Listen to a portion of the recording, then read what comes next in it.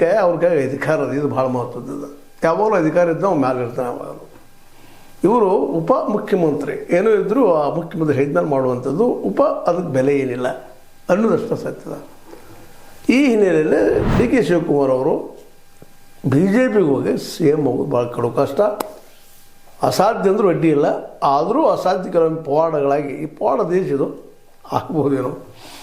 ಯಾಕಂದ್ರೆ ಅವರು ಪವಾಡ ಪುರುಷರಂಗೆ ಮಾತಾಡ್ತಿರ್ತಾರೆ. ದೈವದ ಮೇಲೆ ನಂಬಿಕೆ ಅದು. ಅನೇಕ ಜ್ಯೋತಿಷಿಗಳು ಅವರು ಸಿ ಎಮ್ ಆಗಿ ಆಗ್ತಾರೆ ಅಂತ ಹೇಳ್ತಾ ಇದ್ದಾರೆ. ಆದರೆ ಸಿದ್ದರಾಮಯ್ಯ ಪರವಾಗಿ ಯಾವ ಜ್ಯೋತಿಷಿಗಳು ಮಾತಾಡ್ತಾರೆ. ಯಾಕಂದ್ರೆ ಅವ್ರು ನಂಬುವುದೇ ಇಲ್ಲ ಅನ್ನುವಂಥದ್ದು ಎಲ್ಲರಿಗೂ ಗೊತ್ತಿದ್ದ ವಿಷಯ ಅದು. ಅದರಿಂದ ಸಿದ್ದರಾಮಯ್ಯನವರು ಈಗ ಹೊಸ ಗೇಮ್ ಮಾಡ್ತಾ ಇದ್ದಾರೆ. ಸುದ್ದಿಗಳು ಬರ್ತಾ ಇದ್ದಾವೆ. ಏನಂದ್ರೆ ಇನ್ನೂ 2-3 ಜನ ಮುಖ್ಯಮಂತ್ರಿ ಮಾಡ್ಕೊಳ್ಳೋದು, ಅಧ್ಯಕ್ಷ ಸ್ಥಾನ ಚೇಂಜ್ ಮಾಡೋದು, ಆಟೋಮೆಟಿಕ್ಕಾಗಿ ಅವ್ರ ಶಕ್ತಿಯನ್ನು ಕಡಿಮೆ ಮಾಡೋದು ಅಂತೇಳಿ. ಇದು ಇವರಿಂದ ಸಾಧ್ಯ ಆಗ್ತದನಾ ಅಂತೇಳಿ ಇದೂ ಸಹಿತ ನೋಡಬೇಕಾಗುತ್ತೆ ಸಾಧಕ ಬಾಧಕಗಳ ಬಗ್ಗೆ.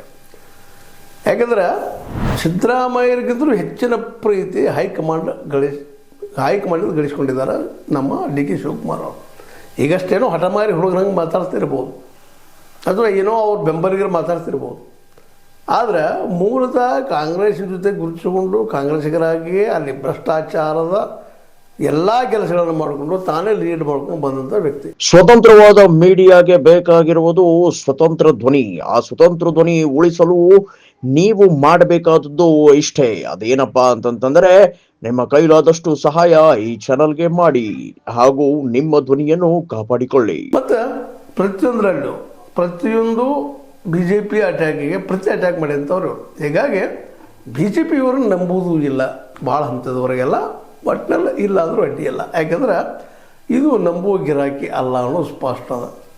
ಇಂಥ ಪ್ರಸಂಗದಲ್ಲೇ ಸಹಜವಾಗಿನ ಸಿದ್ದರಾಮಯ್ಯರು ಏನೋ ಪ್ಲ್ಯಾನ್ ಮಾಡಿದರು. ಹೈಕಮಾಂಡ್ ಒಪ್ಪಬೇಕಲ್ಲ ಇದನ್ನು. ಹೈಕಮಾಂಡ್ ಮ್ಯಾಕ್ಸಿಮಮ್ ಏನು ಹೇಳ್ಬೋದು, ಒಂದು ಹೇಳ್ತದೆ, ಇಲ್ಲ ನೀವು ಸಿ ಎಮ್ ಆಗಿರಲಿ, ಅವರು ಡಿ ಸಿ ಎಮ್ ಆಗಿರಲಿ, ಇನ್ನೊಂದು ಡಿ ಸಿ ಎಮ್ ಅಧ್ಯಕ್ಷ ಸ್ಥಾನ ಬೇಕಾಗಿಲ್ಲ ಅನ್ನೋ ಧೋರಣೆನೂ ಅಲ್ಲದ. ಯಾಕಂದ್ರೆ ಅವ್ರಿಗೆ ಡಿ ಕೆ ಶಿವಕುಮಾರ್ ಅವರು